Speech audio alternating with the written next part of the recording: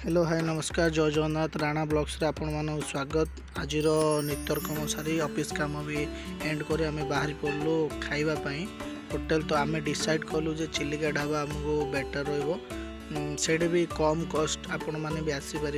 तो आम नाचुणी बाहरलु बालुगा तो ऑलमोस्ट 20 किलोमीटर आमको तो टाइम लगे। तो बहुत राति हो जाता से राति आम धीरे धीरे ड्राइव कलु।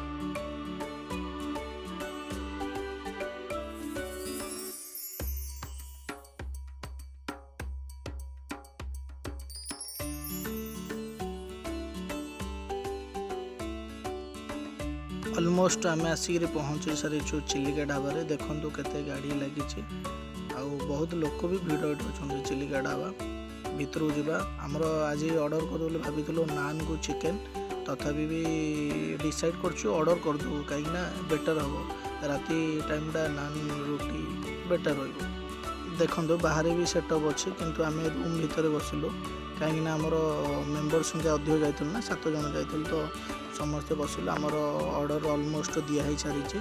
देखो मु भितरटा देखा बहुत लोक भी ये आसुँ। देखो कंकड़ा तरकारी ये तापर आसगला चिकेन माछ आपड़ जोड़ा खाईपर चॉइस 200 टका गोटे अच्छी थाली 150 टका अच्छी हाइस्ट हूँ 200 टका 200 टकर मटन भात बास आपड़ जहाँ खाईपर आसतु नेक्स्ट देखिए।